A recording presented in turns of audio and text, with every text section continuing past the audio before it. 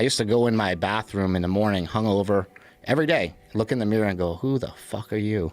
Right. Like, what is that fat, gross, wrinkly old dude doing in the mirror? Like, what happened to you? Your movie was 96% on Rotten Tomatoes about steroids and health and trying to figure out if this is good or bad for you. And now you are just a fucked up drug addict. And I would just cry.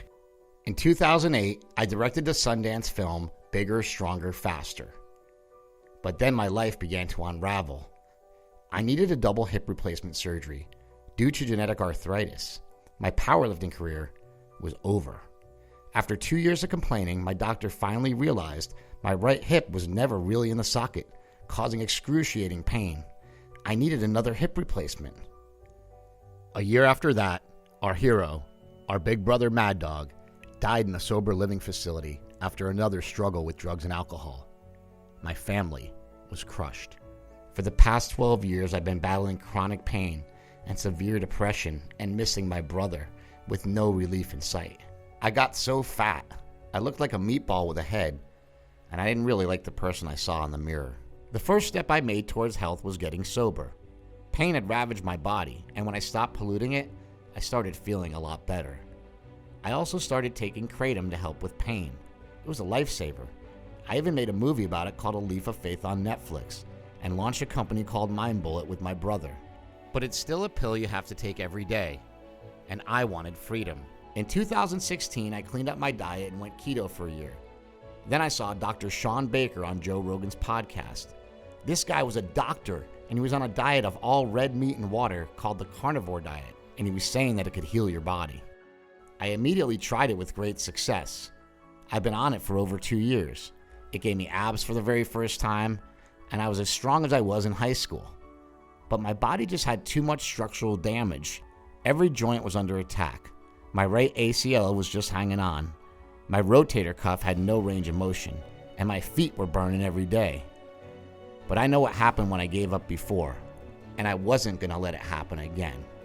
So I kept on seeking answers, and those answers dove me headfirst into the world of psychedelics. But I was skeptical, because no real doctor is going to give you that. This is what I learned. Did you ever investigate Ibogaine? Yeah, I looked into it. Explain what that stuff is and what it can do. Ibogaine is a substance that you get it from Africa. It's found in Africa, and basically you drink it. I think they make up some sort of potion or whatever, and you drink it, and then it literally will turn a 20-year heroin addict around in about a day, about 36 hours, they say. But that's not all it does. It's said that it can take away chronic pain, soothe inflamed muscles, wipe away depression and anxiety, reset every neurotransmitter in your body for everything from opioids to steroids, and it can quiet those voices in your head. Sounds like snake oil to me, but I was desperate, so I made a plan. I just need to detach from things. I tend to have a really addictive personality and kind of get addicted to every little damn thing that I do. So it doesn't matter whether it's the phone, whether it's the internet, whether it's whatever, I seem to get addicted to it. I thought that mushrooms could help, but what I really, really think can help is Ibogaine, and that's what we're actually doing tonight. So right now I'm on the way to the airport to pick up this guy, Jim, who is going to guide me through an Ibogaine trip. I'm actually like really scared because it's a Schedule I drug. People have died from it. This could be the last thing I ever do. But some of the things that have happened as of late to me, like I've been at my wit's end trying to deal with pain, right? I've had such chronic pain that like I don't know what to do. Like I'm in tears every night. And I'm told that some of these psychedelics, like Ibogaine, can actually reset pain receptors in the brain.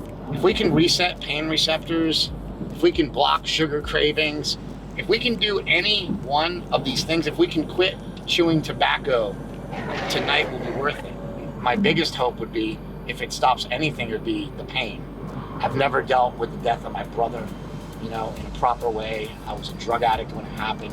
I never got to process that. There's just so much shit that is in my head and in my brain.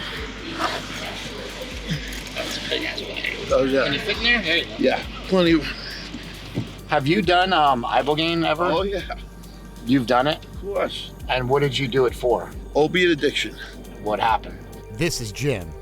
He was a practicing district attorney and competitive bodybuilder until OxyContin took everything. The way I got on opiates is back in 1999. I got ejected from a car and I lost my spleen. They had to replace my patella tendon.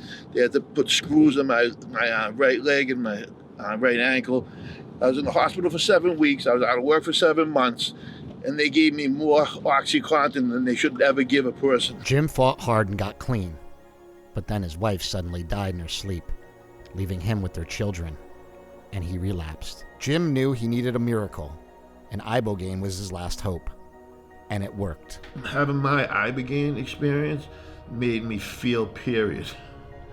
Because I forgot what it was like to feel. I was doing drugs because I didn't want to think about what it was like to not have my wife with me. Because I didn't want to think about what it was like that I spent all those years in school and ended up having to lose my license in due time. Amin is an Ibogaine expert, and he saved Jim's life. First FaceTime, see if it works. He used to work at an Ibogaine clinic in Mexico, but now he consults people on the use of all sorts of compounds outside of Big Pharma. Ibogaine is illegal in the United States, but it's decriminalized in Denver and Oakland. So while you're not supposed to take it there, you won't get in trouble for having it. The psilocybin is known to fight depression, but it doesn't do anything to cleanse the receptor sites. Yeah. So you can feel wonderful from it, but it's not going to empower you to make the changes that you want to make in other areas of your life. This whole video will be a surprise to a lot of people who will say like, oh shit, I didn't know he was struggling. He's been kicking ass, but it's all a front. It's all fake. Right. Everything fucking hurts. If I could state what my biggest problem is overall, I can't finish shit. I don't miss drinking and I don't miss pills, but prying me away from those things took me going to a rehab. If this can do the shit that I did in rehab, to me that's phenomenal. And I even think rehab does a terrible job. To go into a place to get off of drugs and you go in there and it's all drugs, it's really disappointing. You know, when you're spending a lot of money to go and detox from drugs, and then every single person in there is on Seroquel and Trazodone and Xanax and 10 other things to get off the shit that the opioids they were on. They're using other shit to get off of it. And they're not doing anything to address the underlying root cause problem. And that's what Ibogaine does. Any insecurities that you may have that you grew up with, okay? So whether that be relationships or whether that be what you've seen in your life or anything like that, you may have a chance to face them. If you do face them, don't like skip the page. I'm gonna tell it to you now, and you'll understand when you're in the experience, okay? Because you can skip the moment. So this is it. I want you to understand something. This is self-empowering. You take the red pill. Okay? Because in the clinics, they give it to you, they administer it to you. There's no self-empowerment. You stay in Wonderland, and I show you how deep the rabbit hole goes. Here we go. Test dose down the hatch. I gotta get my water out, hold on. It's my first dose of Ibogaine. What's the purpose of this test dose? To make sure that you don't have any adverse reaction. When it kicks in, you're going to feel it. Warmness to your body. That's the first thing you're going to notice. You also are going to notice maybe goosebumps, okay? Shortly after that, we're going to take a larger dose. So Jim here, who's watching me, basically like he's here to make sure, like, hey, if something really actually goes wrong, get Chris to the hospital. A lot of people think that it's the way to come off opiates, or it could be cocaine or methamphetamine, whatever, and be able to, because it potentiates whatever you do take. Potentiate means it makes everything work better. So if you go right back to taking your drug of choice, it could be fatal. And that's when people have trouble, when they overdose. This is the Ibogaine. He's measuring it out. You can see So we're it. doing two different kinds. One is the total alkaloid, which is a dark brown powder, and then the lighter tannish powder is the hydrochloride. Okay, so it comes in like, it's like Metrex. Here's 2 more capsules that he made over here with this little crazy method he's got using these little art tools. I'll take these two now.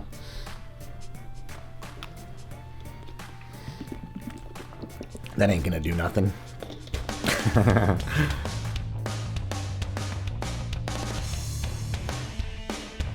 The Ibogaine started to kick in. I started to feel really lightheaded. Then I got really nauseous and dry heaved in a bucket for what I thought was hours. But Jim told me it was only 15 minutes. That's all right. That's not coming out my nose. I'm so disoriented right now. Yep. Then Jim's face started looking really weird, and he was talking, but he sounded like Charlie Brown's teacher with a Boston accent. Then I just laid there, not quite awake, not quite asleep, just kind of awesome. For 2 days, I faced all my fears, and I whooped their ass. You're not going to see anything that's not there. But what's there is going to be moving at its own pace. I look at the TV and I can see all these like pixels on it, but it's not even on. We're gonna do another dose. I'm kind of high right now, though. I don't know how much longer I can last. Pop more pills. It never ends. Hopefully it ends today. I hear all these buzzing noises that are really loud. Do you hear that? Or is it? It's just my own hearing. I don't know where I am. So just forget it. Cut. Whoa, that was a fucking trip. I had to walk through the darkness to get to the light, but I came out the other side. Better, stronger, faster. I can't tell you what Ibogaine could do for you. All I can tell you is what it did for me. In 36 hours, it took away 30 years of chronic pain and inflammation. It completely healed a torn rotator cuff and a debilitating knee injury. It took away a 30-year chewing tobacco habit. It cleared my mind of all negative talk. It took away depression, anxiety, writer's block, dramatically improved my sleep, and got rid of all my cravings. This was the most profound experience of my life, and there's really nothing I can compare it to. I cried for 3 days straight after, and I did a lot of thinking. When Mad Dog died, he came to Smelly in a dream. He told him to think. A month later, Smelly invented and patented the slingshot, and in the past 10 years, he's built a multi-million-dollar empire and his own private 25,000 square foot gym called Super Training. My biggest regret is that Mad Dog never saw it. I'm so proud of Smelly, but I am a little jealous. I was wondering why Mad Dog never sent me a message. And then, for the first time in my life, I had what they call an AA, or Pulp Fiction, a moment of clarity. I just feel that I have more to offer to this world, and I don't know exactly what it is or how I'm going to go about doing it. I know that there's something in here that's meant for the rest of the world to know. I now know what that is. Go out and spread this message of hope to the world, and let people know they don't have to live in pain, deal with depression every day, or suffer an addiction. They'll just have to look outside of Big Pharma. The FDA says Ibogaine has no medicinal value, yet it just healed me inside and out. It did the job of opioids, benzodiazepines, antidepressants, and surgery, and I only had to do it once. And if you think it's dangerous, consider this. In the years 1990 to 2008, 19 people died as a result of using Ibogaine. All of those deaths involved other drugs. Nobody's ever died with only Ibogaine in their system that we know of. In the same amount of time, we lost over 500,000 people to opioids, 48,000 last year alone. We lose 480,000 Americans a year to tobacco, over 73,000 to alcohol, and 45,000 a year to suicide from depression and PTSD.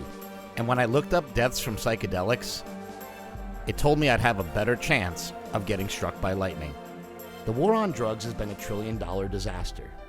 But I do admit, we Americans have a drug problem. We're taking the wrong ones.